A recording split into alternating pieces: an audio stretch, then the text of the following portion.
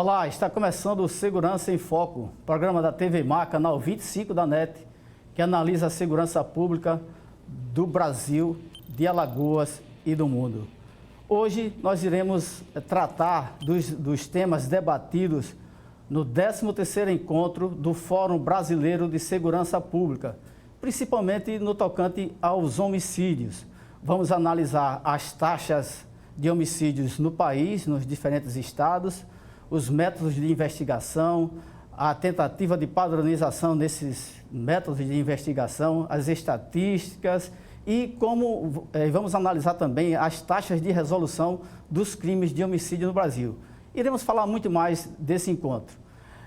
Já estão aqui no estúdio os delegados de Polícia Civil José Carlos Santos e o doutor Lucimério Campos, também delegado de Polícia Civil, titular da Delegacia de Rio Largo.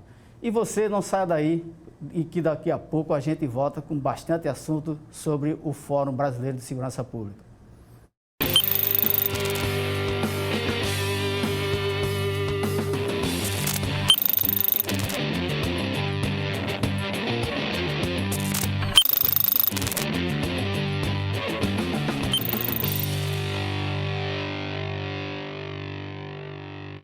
Segurança em Foco está começando, o programa que é transmitido ao vivo pelo canal 25 da NET, pelo portal Gazeta Web e pelas nossas redes sociais. Como já afirmamos, hoje iremos tratar dos temas debatidos no 13º encontro do Fórum Brasileiro de Segurança Pública, que ocorreu em João Pessoa, na data de 31 de julho a 2 de agosto, e os nossos convidados estiveram presentes e participaram desses debates. E, então, vamos dar início cumprimentando os nossos convidados, que nos dá a honra dessa participação. Doutor Zé Carlos, doutor Lucimério, bom dia. Bom dia. Bom dia, doutor Flávio. Então, como a gente tem muito assunto para debater, vamos começar iniciando com o doutor Zé Carlos. Doutor Zé Carlos, que temas o senhor debateu e que debates importantes o senhor destaca do fórum? O encontro, né, do Fórum Brasileiro de Segurança Pública trata de diversos temas, são várias mesas, né, relacionadas à segurança pública, mas o principal destaque, né, o que mais se debateu, né, foi o assunto mais em ênfase, de fato foi relacionado a homicídios, né, a redução de homicídios, né, o Brasil experimentou uma redução da quantidade de homicídios no ano passado. Esse ano essa redução ela tem sido também valorosa e o principal destaque do fórum, do encontro, foi essa redução de homicídios. O que aconteceu, o que é que está havendo, o que é que tem ocorrido de bom, o que é que ainda pode ser melhorado nesse sentido. Eu vi umas falas também, tentei acompanhar, não tanto quanto os senhores, mas o que se fala é o seguinte: reduziu 25%, mas não mudou a política de segurança pública no país. Como se explicar essa redução, doutor Lucimério? Bom dia, doutor Flávio. O Fórum é uma entidade privada, né, que capilariza esses dados da segurança e eles trazem para o debate pessoas de diversos órgãos, tanto órgãos públicos quanto a sociedade civil organizada. E então, a ideia que eles trouxeram para debater por que os homicídios se reduzem. E para isso compareceu, né, em uma dessas mesas, que a gente até participou, o ex-ministro da Segurança Pública, que foi um ministério extraordinário que existiu no governo do presidente Temer. Trouxe uma pesquisadora, escritora de livros, que foi a Camila Nunes, e trouxe também o secretário de Segurança da Paraíba, que é um estado que tem experimentado uma redução bem significativa.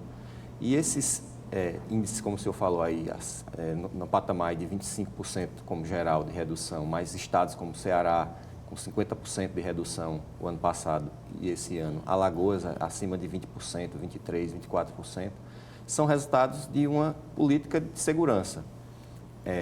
Por exemplo, Alagoas está com o governo em continuidade. Então, nós temos o mesmo secretário, os mesmos gestores nessa prática. Isso certamente contribui porque você tem uma continuidade. Eu lembro bem da fala do ministro Jugman, quando ele disse que o Brasil não possuía um plano nacional de segurança pública que pudesse ser continuado de um governo para o outro. O plano durava exatamente o tempo do ministro. Então, isso acabava que havia muita ruptura, né, e prejudicial. Então, com a aprovação da lei do SUSP, que é uma lei que institui um sistema nacional de segurança pública, ela criou um plano decenal de segurança pública. E esse plano está na lei. Então, assim, mesmo que mude o governo, a lei tem que ser observada sob algumas responsabilizações. Então, acredito que essa continuidade de alguns programas, eles certamente tem como resultado essas reduções que a gente tem observado e que são medidas, inclusive, tanto pelo Fórum, que é uma entidade privada, quanto pelo o G1, por exemplo. O G1 tem um monitor da violência que ele está agora monitorando os homicídios dentro do próprio ano. A gente não está nem esperando fechar um ano para trabalhar os índices. Então, como está sendo auditado, esses números são números certos, sérios e confiáveis, como, por exemplo, aqui em Alagoas, que tem uma transparência muito grande nos seus dados. Essas conclusões têm um histórico de aproveitamento pelo governo federal e pelos governos estaduais no tocante à segurança pública? Nós percebemos que o governo federal ele acabou entendendo que o problema da segurança pública também é dele, né? A responsabilidade da segurança pública maior é dos estados.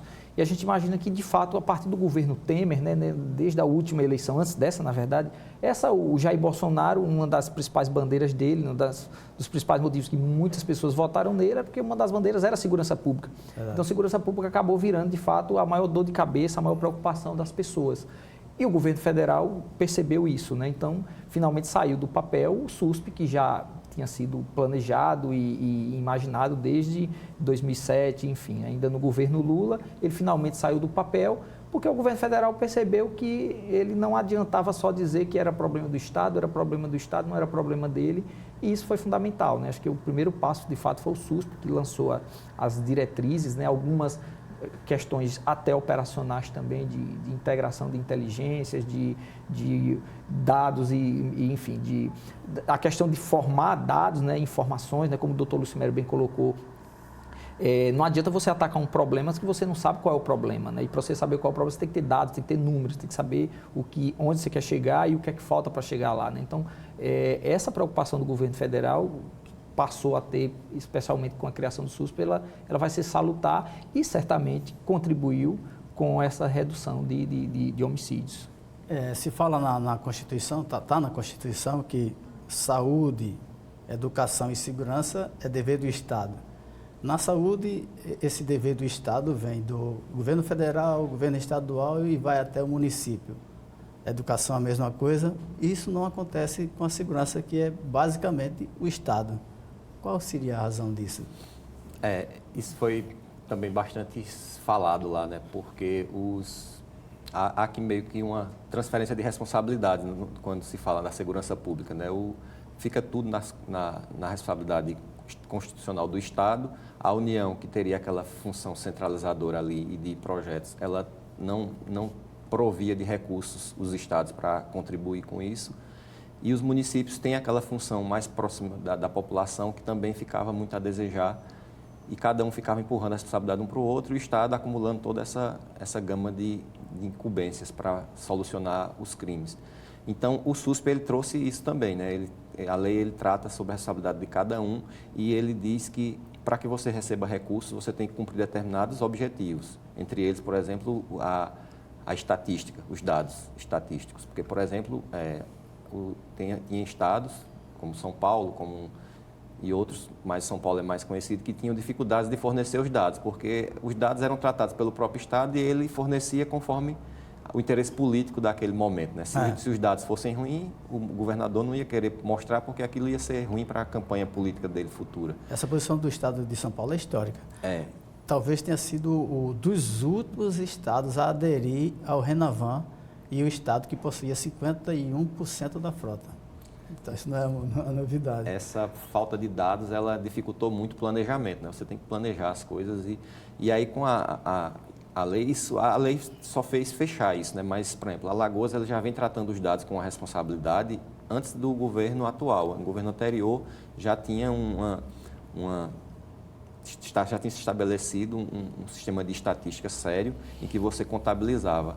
Eu lembro lá no fórum, no encontro, que o secretário da Paraíba disse que antigamente eles não tinham nem registro de todos os homicídios do estado da Paraíba.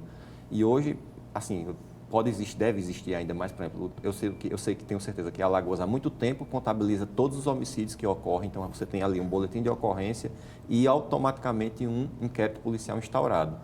E isso é importante, porque você sabe o tamanho do seu problema e como é que você vai enfrentá-lo, porque você tem os números ali, e esses números hoje eles estão numa plataforma nacional, acessível inclusive à população, que é gerida pelo Ministério da Justiça, e os estados que antes não forneciam esses dados, hoje eles são obrigados a fornecer, sob pena de não receberem recursos e de ficarem alijados ali do Plano Nacional de Segurança Pública. Então essa plataforma ela existe e é gerida pelo Ministério da Justiça. É outra discussão também sobre as estatísticas sobre as taxas de resolução dos crimes de homicídios, que tem diferentes métodos, né? O Instituto Sou da Paz, ele está apresentando um procedimento, uma forma de contabilizar esse índice de resolução, que me parece que acompanha os países mais desenvolvidos, e aqui no Brasil é diferente. Você poderia explicar isso, doutor? Eles criaram um modelo, né? Primeiro padronizaram a forma que eles iriam avaliar esses dados, né? Por exemplo, eles não avaliaram esses dados em relação às informações que a polícia manda para o Ministério Público, mas sim o que o Ministério Público oferece denúncia. Então, se eu, em determinada delegacia, elucido 10 homicídios e informo ao Ministério Público que aqueles 10 homicídios foram esclarecidos, aquele dado ainda não é validado pelo Sou da Paz. Se daqueles 10, o Ministério Público só oferece denúncia de 8 e 2 deles ele não concorda, então, para o Sou da Paz, o que vale é aquele dado, aqueles 8. Inclusive, é até bom esclarecer isso. A gente ouviu em algumas pessoas comentando essas informações do Sou da Paz, que Alagoas foi um dos estados que, infelizmente, não enviou esses dados ao Instituto Sou da Paz. Então, nós ainda não sabemos a nossa realidade. Mas é importante esclarecer que essas informações foram requeridas ao Poder Judiciário e ao Ministério Público, né? E não à polícia, justamente porque o Sou da Paz ele faz esse corte no que é oferecido de denúncia, né? Denúncia é quando o Ministério Público concorda com a investigação, o delegado, os investigadores indicaram determinada pessoa como autor de determinado homicídio e quando o Ministério Público concorda e manda aquilo ali para o Poder Judiciário, aí sim é considerado esclarecido para o Instituto Sou da Paz. O Instituto ele faz outros cortes, por exemplo, os crimes praticados praticados por adolescentes, né, no caso atos infracionais, ele não considera nesse cálculo. Ele alega, ele entende que esse cálculo no Brasil, de um modo geral, não chega a 10%. Então, ele entende que mesmo desprezando esse percentual, esse percentual não faria tanta diferença assim. Ele desconsidera também as extinções de punibilidade. Então, se eu identifico quem foi o autor de determinado homicídio, mas aquela pessoa já morreu, então ele não considera aquele dado como elucidado. É um caso também que é separado. Então, eu fiz o cálculo, eu trabalhava na cidade do interior, trabalhava na cidade de Pilar, fiquei lá entre 2016 ao início de 2019, então eu tenho os meus dados de elucidação de homicídio de 16, 17 e 18. Fiz o cálculo do que eu efetivamente mando para o Poder Judiciário e, obviamente, considerando todos os casos esclarecidos, o autor tenha morrido ou não, se tenha sido praticado por adolescente ou não. E a gente fez o cálculo também baseado naquele modelo do Sou da Paz, né, para ver qual seria a diferença de cálculos entre um modelo e outro, né? E a gente chegou lá à conclusão, são números que a gente fica até satisfeito. Mas é uma metodologia, né? A metodologia envolve todo tipo de estudo, né? No meu caso, particularmente, eu achei injusto, porque era um local onde atuam muitos adolescentes, então 20%, na verdade, os meus homicídios, 20% eram praticados por adolescentes, então esses 20% sairiam da minha base de homicídios elucidados. Mas a gente respeita porque, pelo menos, ele se criou um padrão, se padronizou, né? Claro que se pode sugerir mudanças, novos critérios que, de repente, poderiam ser mais bem adequados, mas o que o Instituto Sou da Paz fez é um passo importante, era importante que todos os estados enviassem esses dados para a gente ter um retrato da Polícia Civil, para o bem e para o mal, para que os estados que tenham, de fato, índices que ainda estão muito baixos, que ela consiga evoluir, né? E nós, da Polícia Civil, nós nos incomodamos quando citam que o índice de elucidação de homicídios no Brasil é 2%, é 8%. Esse número a gente sabe que não é a realidade de Alagoas. A propósito, de onde veio esse 8%?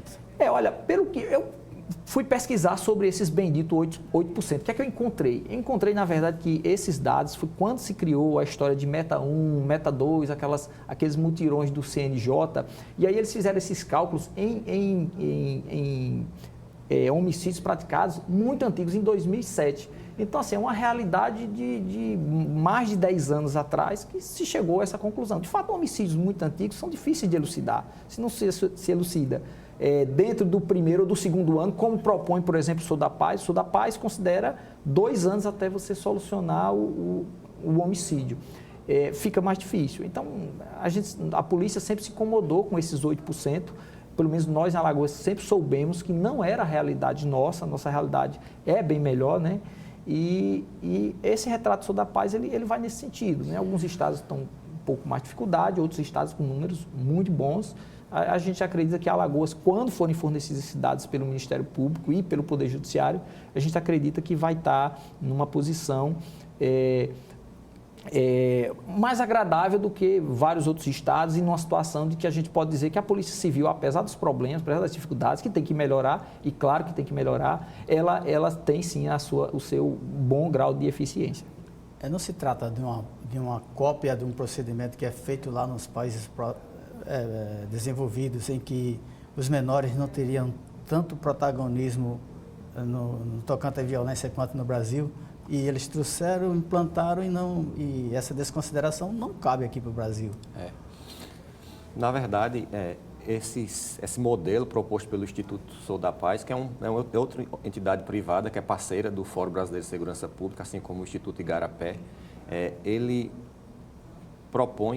fez um estudo dos países como os Estados Unidos, como Inglaterra, mas aqui, como o senhor bem falou, precisa ter uma adaptação em relação a esse envolvimento de menores. O importante também desse modelo é que ele envolve os órgãos do sistema de justiça criminal, porque quando se fala em homicídio, em esclarecimento de homicídio, fica muito centrado na figura da Polícia Civil, do delegado e do investigador. Mas a persecução penal no Brasil, ela envolve o Estado investigador, que são as polícias judiciárias do país, o Estado acusador, o órgão de acusação por excelência, que é o Ministério Público, e o receptor de todo esse material, que é o Judiciário. Então, você já traz uma segunda pessoa envolvida nesse sistema, que é o Ministério Público, porque o destinatário do inquérito policial é o Ministério Público. Então, ele que vai avaliar se aquelas provas são ou não suficientes para que ele possa denunciar aquela pessoa que a Polícia Judiciária apontou como responsável pelo homicídio. Obviamente, aqui no Brasil, tem que se levar em conta o envolvimento de adolescentes em crimes, porque um estado pobre, onde há muita evasão escolar, e no Nordeste nós temos esses problemas ainda em quantidades ainda maiores, há também um envolvimento maior dessas crianças, desses adolescentes em crimes. E esses crimes são até às vezes mais fáceis de serem esclarecidos, talvez até pela falta de habilidade daquele adolescente de lidar com a mentira, com a dissimulação do crime cometido. Quando você chega num homicídio ou no ato infracional equiparado ao homicídio praticado por um adolescente, você tem muitas vezes uma facilidade maior de esclarecê-lo, até com a confissão, do que de uma pessoa adulta que já está tarimbada no mundo do crime. Então, isso aí é importante para que se mostre uma realidade mais prática, né, do que está se acontecendo. Além da punição breve, né? Nós temos um problema que o adolescente hoje, eu acho que ele tem que ser responsabilizado em um sistema especial mesmo, próprio, ele não pode ser colocado próximo junto com um maior que comete crime, porque a lei tem uma função de ressocializar aquela criança em formação, aquele adolescente, porém o tempo de cumprimento ainda é muito curto, né, para crimes graves. Por exemplo, um homicídio, um latrocínio, no máximo ele vai ficar ali até 3 anos, podendo ficar até menos e às vezes fica menos do que isso. Eu acho que eu atrapalhei o senhor quando o senhor estava falando das taxas de resolução aqui em Alagoas. E temos também um exemplo bom no país, que seria do Mato Grosso do Sul, que atinge mais de 70% de elucidação dos crimes de homicídio. E isso é um dado importantíssimo, né? Todas as polícias, é importante que se saiba o modelo de trabalho deles, né? Qual é a receita do sucesso deles, que é um índice de fato altíssimo, né? E olha que, considerando esses critérios do Sou da Paz, que elimina alguns casos elucidados, eles não consideram, né? Como eu coloquei, né? Os autores que morreram não são considerados, adolescentes não são considerados. Então, é um índice, de fato, altíssimo, né? Estava conversando com o doutor Lucimério, antes de começar o programa, né? E a gente percebe também que o estado do Mato Grosso do Sul é um dos que tem os menores índices de homicídio, né? E uma coisa leva a outra. Obviamente, se você tem menos homicídios, aquela sua estrutura para investigar, ela vai estar voltada a poucos homicídios. Então, se você trabalha com menos homicídios, você vai ter mais tempo para investigar, a sua investigação vai ser com mais qualidade. Então, você certamente vai ter um índice de elucidação maior. Então, uma coisa leva a outra. A quantidade baixa de homicídios, você vai ter uma possibilidade, uma capacidade maior de elucidar homicídios. E quanto mais se elucidam homicídios, obviamente você combate a impunidade, a quantidade de homicídios é menor. Então, um círculo que se criou lá no Mato Grosso do Sul, que é interessante, porque eles estão conseguindo lidar isso aí muito bem. É uma coisa que eu pude observar do fórum, é que valorizaram muito essa questão da territorialidade, né, do aparelho de segurança, né, responsabilizando Polícia Militar, Polícia Civil, todos os atores da segurança, que eles uma administração conjunta desse território, uma cobrança conjunta e êxito conjunto. E isso fundamentou a história dos centros integrados de segurança pública, que me parece que já é uma definição que deve o Brasil todo acompanhar. Isso contribui também para a redução de homicídios? Sim, com certeza.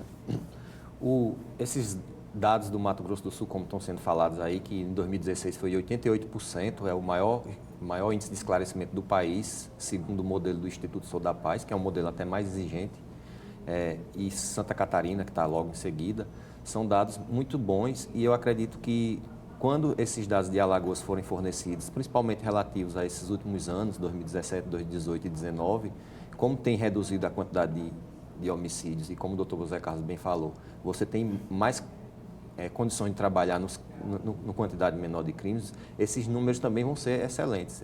Cada um fez suas estatísticas aqui para falar, a gente já tem percebido isso. Mais à frente, talvez a gente mostre aí lá em Rio Largo esse ano, a gente tem uma quantidade muito alta de solução de crimes, dos crimes já ocorridos esse ano. Então, respondendo à pergunta que o senhor fez, essa resolução de homicídio não é atribuição da Polícia Civil, mas ela não é obra só da Polícia Civil. Há uma participação muito importante da Polícia Militar e também da perícia oficial, das perícias técnicas, porque elas fornecem elementos para que aquele crime seja esclarecido. A Polícia Militar, além de ela fazer aquele trabalho de prevenção, por eles estarem na rua o tempo todo, eles trazem muitas informações para que sejam aproveitadas em uma investigação. E com esses órgãos trabalhando próximos uns aos outros, essa interação de informações ela é mais rápida e mais fácil. Você não precisa se deslocar para uma outra unidade, para um batalhão, quando, na verdade, ele é seu vizinho aqui, porque a gente está trabalhando dentro de um mesmo prédio. A gente tem agora os CISPs tipo 2, que são verdadeiros, são superdelegacias, né, onde funciona em um lado direito o prédio da Polícia Militar e do outro a Polícia Civil. Eu acho que deveria se pensar no futuro para colocar uma perícia ali dentro também, para que todos partissem para o local de crime, para começar a investigação, todos juntos, não ter que esperar um pelo outro e já a investigação começasse junta e terminasse junta, porque a discussão ia ficar ali em um grupo que está convivendo junto. Então, em Alagoas, ele tem experimentado bastante isso há um bom tempo já, há mais de 5 anos, essa proximidade entre comandantes de polícia militar com chefes de polícia civil e seus respectivos agentes, trabalhando próximo. E isso certamente tem contribuído para essa redução. Isso pode contribuir para a unificação das polícias lá no futuro? Olha, Flávio, a segurança pública, a gente passou por uma crise grande, né? Nesses 2018, que teve uma redução grande de homicídios, né? 2019, nós estamos experimentando também uma redução, né? E não se mudou a fórmula de funcionamento das polícias, né? Eu concordo com o que foi colocado lá no encontro, né?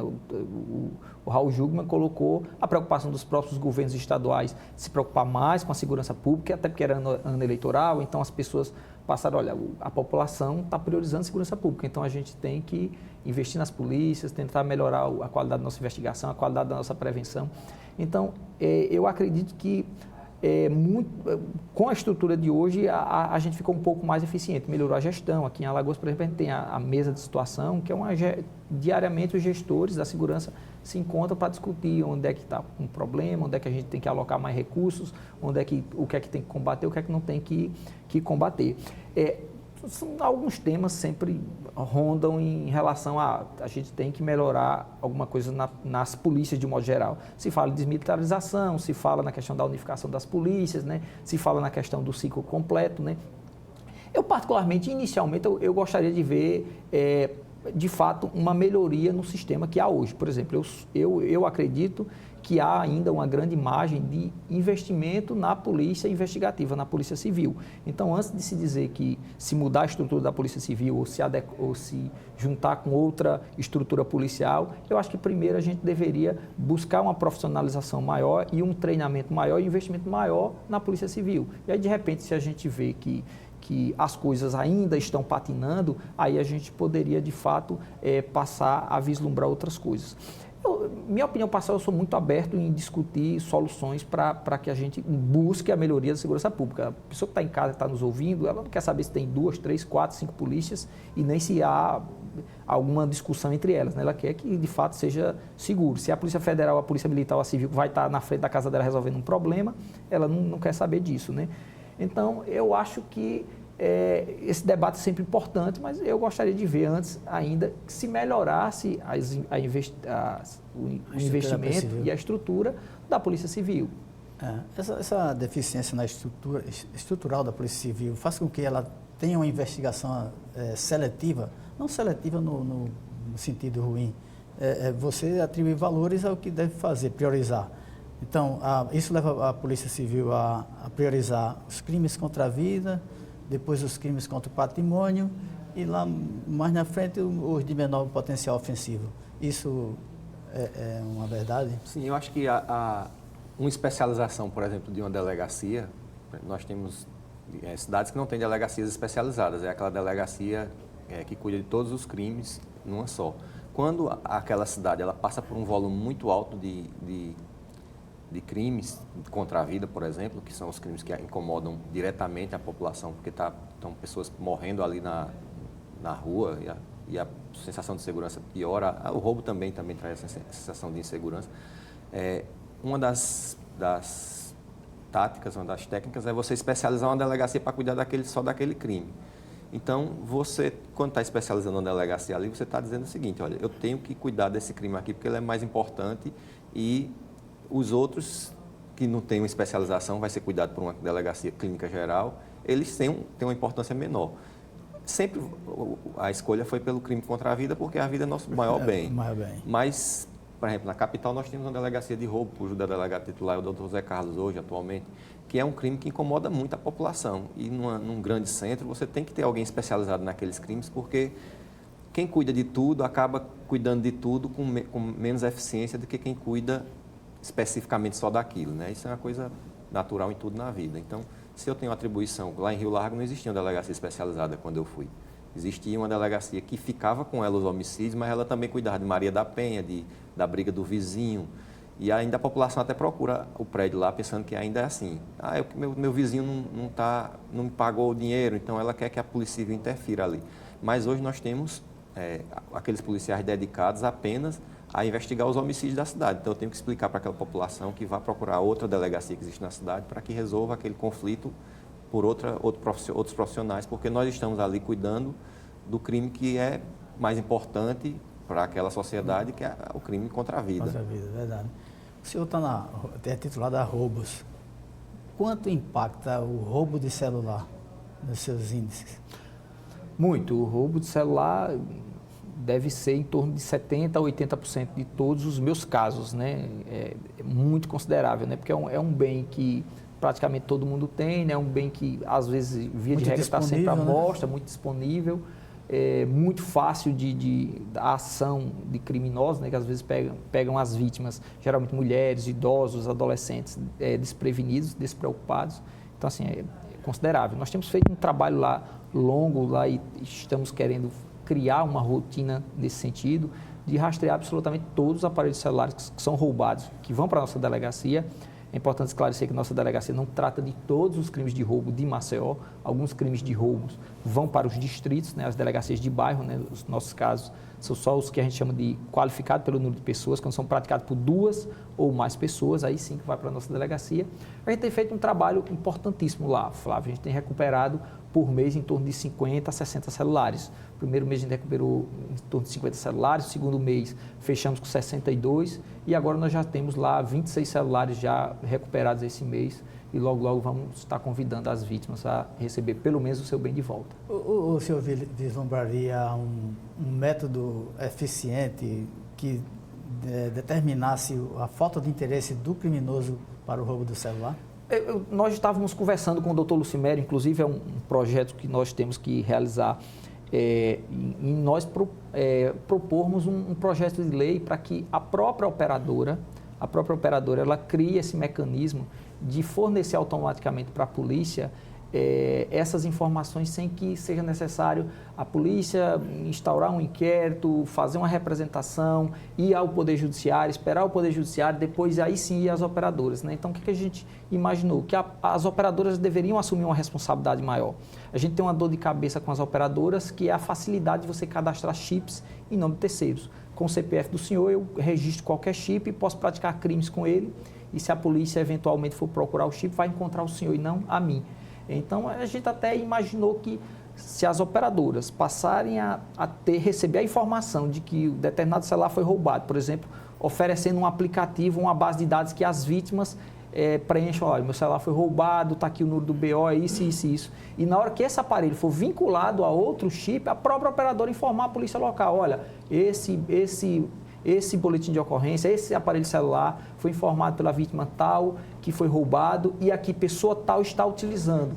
E aí seria muito importante, porque ao invés de ser um trabalho que a polícia ia perder muito tempo, a polícia praticamente só ia aguardar, receber a informação e aí sim ir atrás do aparelho. E a recuperação geralmente é com o terceiro, quarto proprietário? Com o terceiro ou quarto. Por exemplo, agora eu estou recuperando aparelhos celulares que foram roubados no mês de maio. Então, são 3, 4 meses. Eu chego na pessoa receptadora, só que essa pessoa às vezes já perdeu, já quebrou, já vendeu o celular. Então, e esse trabalho seria praticamente online. Olha, entrou aqui, é tal pessoa que está utilizando. Então, a gente ia chegar no outro dia que a pessoa estivesse utilizando o aparelho roubado. Então, eu e o doutor Lucimério, a gente assume esse compromisso nosso pessoal de montar esse projeto de lei, oferecer aos nossos deputados e senadores aqui de Alagoas, para que eles avaliem e, eventualmente, transformem isso num projeto de lei, numa lei, porque a gente acha que seria de fundamental importância no combate a esse tipo de crime.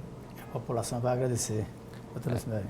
A ideia, o doutor Zé Carlos, que tem trabalhado muito com isso mesmo, antes lá em Pilar já recuperava bastante celulares, e a gente falou sobre isso no fórum, porque uma das mesas lá se discutiu isso, essa dificuldade do acesso aos dados. Por coincidência, ontem em Rio Largo, eu recuperei um celular que estava na mão de uma pessoa. O celular, no dia 30 de junho, ele tinha sido tomado de uma vítima de homicídio.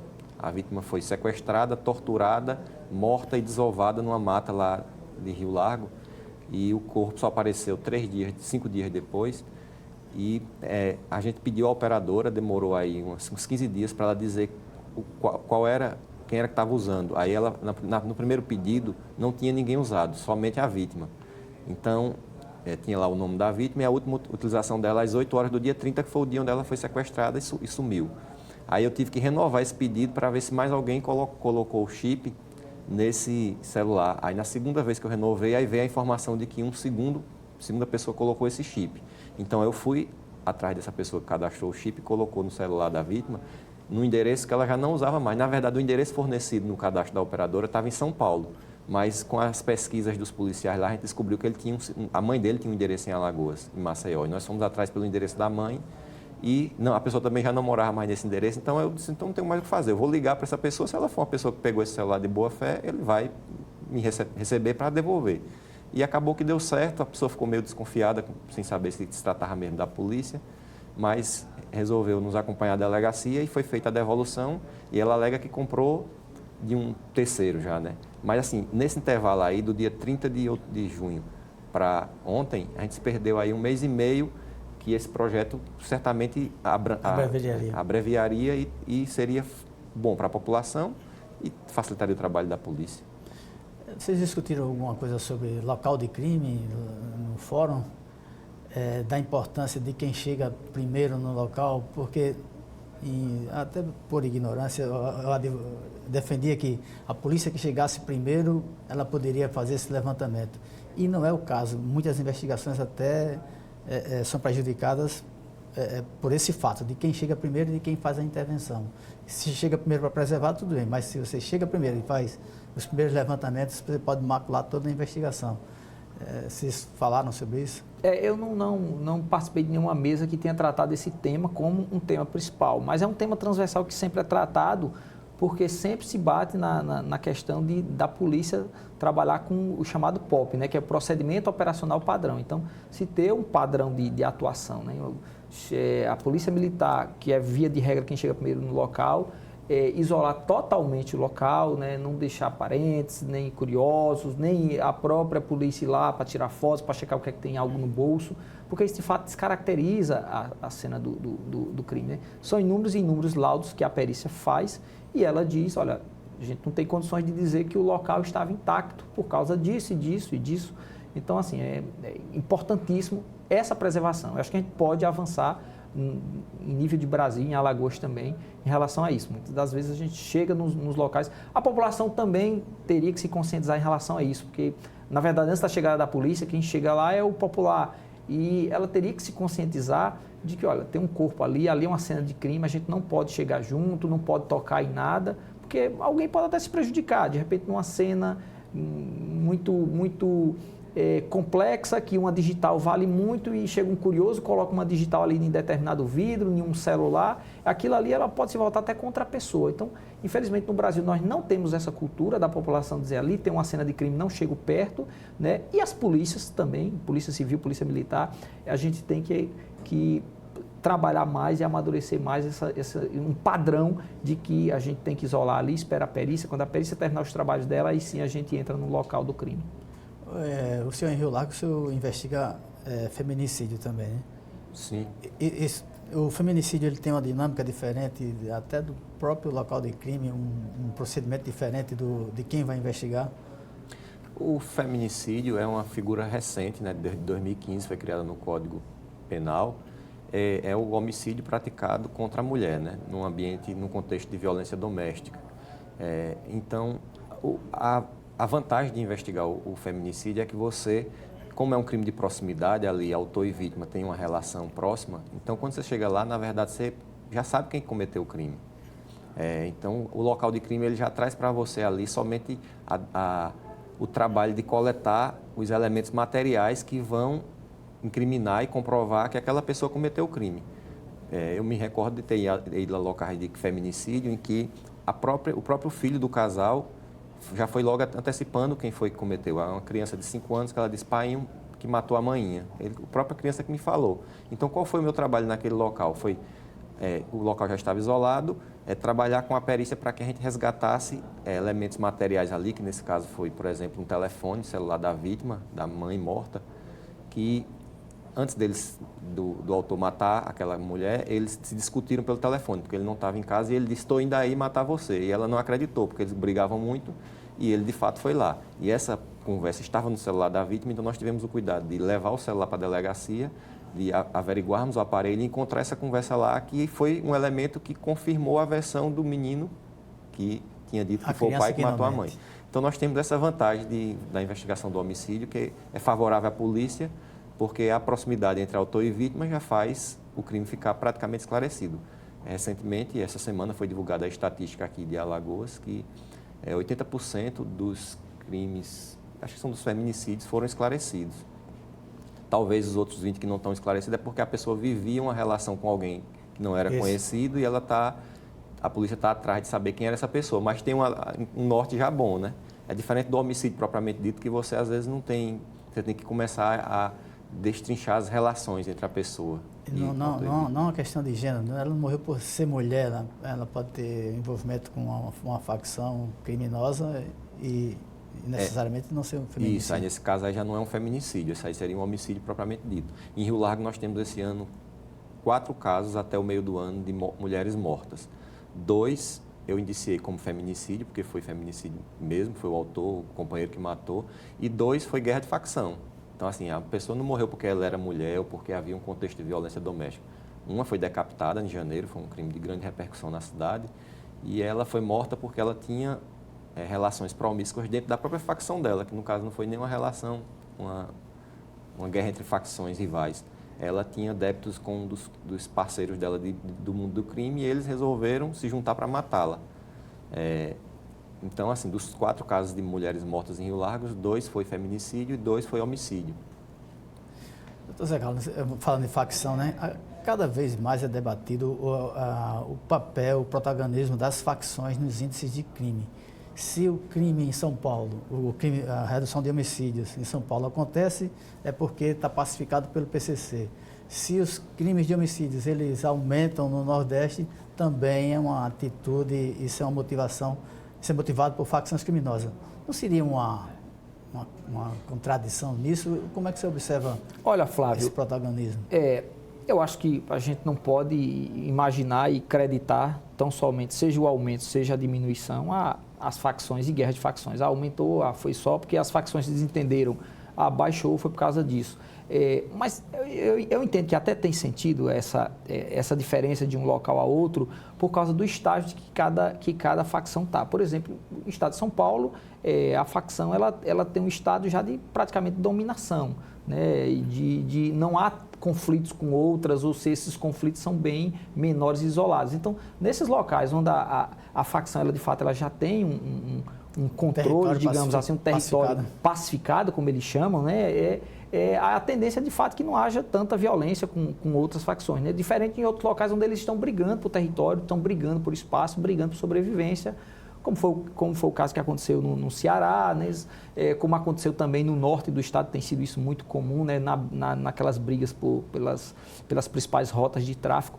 Então, eu entendo que, assim como você fazer uma relação, olha, em local tal que atua a facção, mas os crimes estão reduzindo, estão caindo. Em locais tais que a facção atua, estão aumentando, depende muito desse contexto e do momento que está acontecendo, né? Você está brigando território, então você vai estar invariavelmente querendo se expandir e criando confusão com outros grupos rivais. Pode-se dizer que hoje esse poder das facções ele está meio que pulverizado ou são ramificações de determinado, por exemplo, o PCC tem uma ligação aqui com a Al-Qaeda, né, Paraíba. Na Paraíba, o Comando Vermelho com a Força do Norte, né? Família do Norte. Isso é fragmentação, a pulverização do poder ou ainda fica nesse CV, PCC? Houve uma pulverização, sem dúvidas, né? Antes a gente só ouvia falar em Comando Vermelho, em CV, depois PCC, né? E agora há uma gama maior, né? As facções que a gente chama de locais, né? Como tem no Rio Grande do Norte, como tem na Paraíba, como tem no estado do Norte, né? A família do Norte. Então, cada uma tem seu controle, né? O Comando Vermelho é algo mais liberal, cada estado meio que praticamente faz o seu estilo de atuação criminosa. O PCC, ele tem um controle maior, né? Pelo que a gente tem estudado, ele tem um controle maior do que cada estado, como funciona e como deve funcionar, né? Porque eles fazem meio que uma estrutura mais organizada de recepção de valores, enfim, dessa questão criminosa. E isso algumas situações locais ficam insatisfeitos com a atuação de determinada facção, acabam criando essas outras facções menores que se juntam, uma se junta com o Comando Vermelho, porque quando há uma divisão clara, né, elas acabam fazendo alianças entre elas. Então, sem dúvida, surgiram várias. Uma das apresentações que tiveram lá que teve lá no fórum foi um pessoal lá do norte, e eles mostrando estado por estado quais eram as facções que atuavam. Tinha um estado lá do norte, não me recordo exatamente qual deles, que eles relacionavam 7 facções. Então, além de PCC, Comando Vermelho, FDN, outras facçõezinhas pequenininhas lá, que não necessariamente eram uma contra a outra, né? Eram 3, 4, 5 delas eram aliadas entre si, mas houve, sem dúvida, essa pulverização. Não com tanto impacto e força nacional como as duas maiores, as duas que a gente mais conhece. Essa palestra aí, o representante do Acre lá da segurança era policial militar que trabalha na inteligência junto com o Ministério Público, ele contabiliza lá no Acre, a região norte tem sofrido mais com isso, né? Com esses núcleos de resistências locais. No Acre eles tinham 13 facções, subfacções, né? Fora dessa linha aí, Comando Vermelho e PCC, eles tinham outras 13 lá. E quanto maior esse número de facções, aí a quantidade de mortes são maiores, porque há uma disputa mais intensa de território, né? E esses grupos, eles, ora se aliam ao Comando Vermelho, ora traem o Comando Vermelho e passam a se aliar ao PCC, conforme os interesses, né, locais. O estado do Ceará passou um momento difícil em 2016 justamente por conta disso, porque aquela família do Norte, Guardiões do Estado, né, tem uma facção também, Guardiões do Estado, acredito que era de lá, eles entraram em guerra com a facção de nível nacional que comandava lá com eles o crime, e aí eles começaram a praticar crimes uns contra os outros lá, e aí uma parte ficou de um lado, outra do outro, e isso aí deu um boom de homicídios. Ele levou Maracanaú, a cidade mais violenta do país. Hoje Maracanaú tem mais homicídios do que a própria Fortaleza.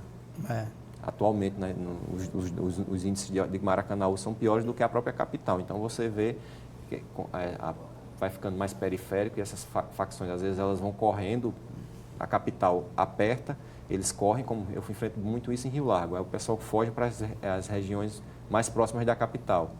Aí as cidades ali limítrofes ficam recebendo esses criminosos. Meus amigos, temos mais aí um minuto para as considerações finais. José Carlos.